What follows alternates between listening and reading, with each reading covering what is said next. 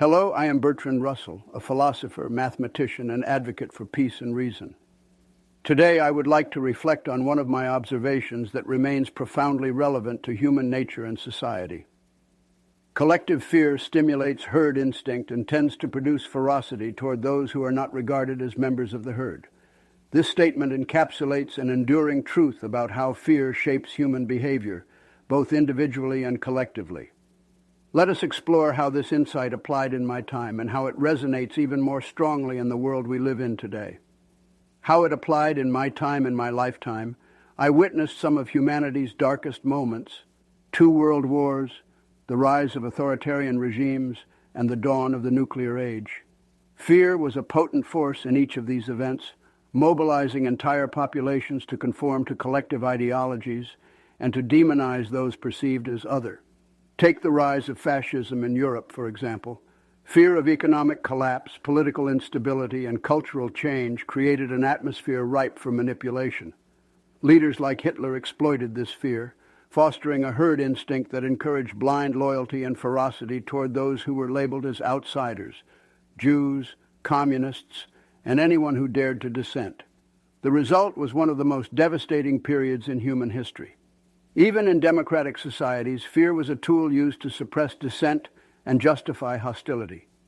During the Red Scare in the United States, collective fear of communism led to McCarthyism, a time when suspicion and paranoia destroyed lives and curtailed freedoms. The herd instinct prevailed, making it difficult for individuals to question the prevailing narrative without being ostracized or punished. How it applies now and to us.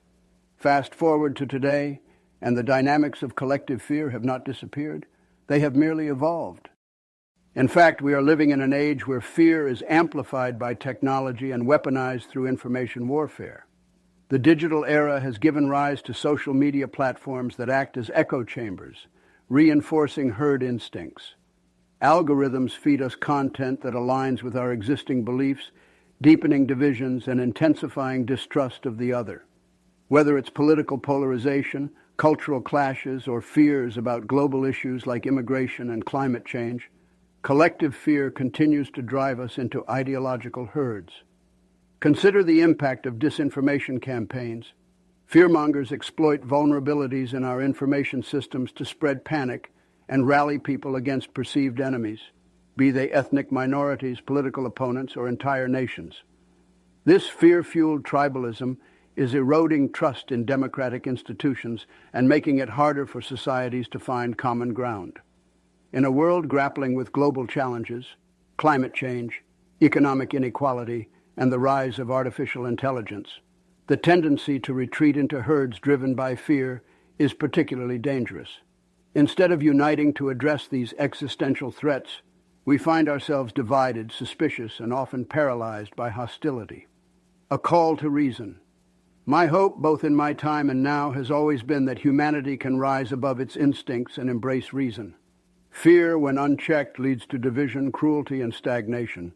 But when we confront fear with understanding, critical thinking, and empathy, we have the power to break free from the herd mentality and forge a more inclusive, rational, and compassionate society. We must question the narratives that divide us. We must reject leaders and systems that exploit fear for power. And we must remind ourselves that progress is not achieved by isolating ourselves from others, but by finding ways to coexist and collaborate, even in the face of uncertainty. Conclusion. The quote I shared today is not just a reflection of past events, but a warning for the future. If we allow fear to dictate our actions, we risk repeating the mistakes of history. But if we choose courage over fear, reason over instinct, and unity over division, we can transcend the limitations of the herd and build a better world. Thank you for reflecting on these ideas with me. For more insights into how fear, information, and power shape our world, follow information-warfare.com. Together, we can confront the challenges of today with clarity, wisdom, and humanity.